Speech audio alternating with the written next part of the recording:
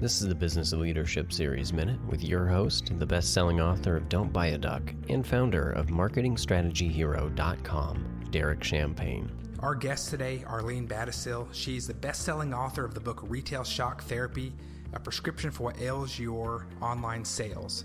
She's a Shark Tank TV star. You've probably seen her on Shark Tank. She's a co-founder of GoGo Gear. And Damon John calls Retail Shock Therapy a must-read for businesses selling online. It's available on Amazon. Arlene, welcome to the program today. Thanks so much. I appreciate it. You've got a very cool story. I saw your episode in Shark Tank, and I know that your career and your journey is way before and way after Shark Tank, but it's a starting point where many of us got a chance to see you on a bigger stage.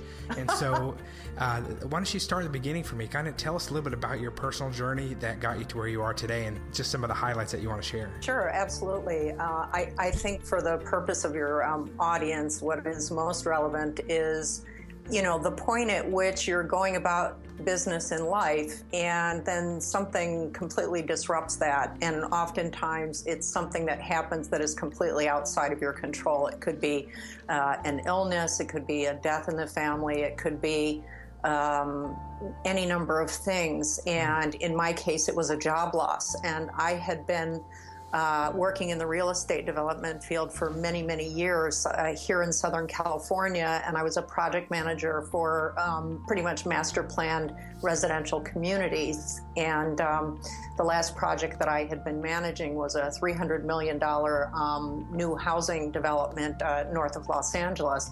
And in the middle of 2008, I saw our company's financials, and I thought, I'm not going to be here by the end of this year. I could tell. I knew it already. And Sure enough, by December, I was notified that they were taking my job away because I actually am working on another book right now that's called I Didn't Lose My Job, They Took It.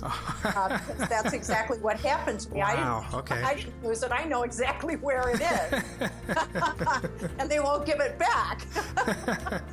So I figured I'm just going to write a book with that title. And it doesn't need to say anything inside. It just needs that title because there's so many of us who can relate to the experience of their jobs. Right. And so at the end of 2008, as you and everyone else well knows, the real estate market just imploded, and it was catastrophic here in California because it's such a big market. And I knew at that point, given the level I was at in the company, I was one level of management below the executive level.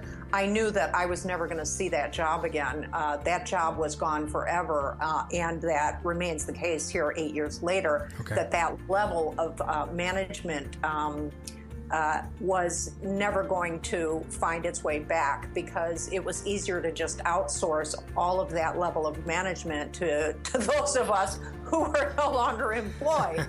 We would come back as consultants, and that works great for the company, but it provides nothing to those of us who had our jobs taken away. So there we are at the end of 2008, and it just so happens that I ride a motorcycle and I ride a scooter, and I was commuting on my bike, and I couldn't wear, I would wear a suit, and the only thing I had to deal with was that I had a helmet on, and my hair was messy, and so I kept my hair short so that I could at least take my helmet off, look in my little mirrors, and do something to my hair before I walked into my office. And I'd leave my helmet on my bike, so no one ever knew that I was coming in on a bike.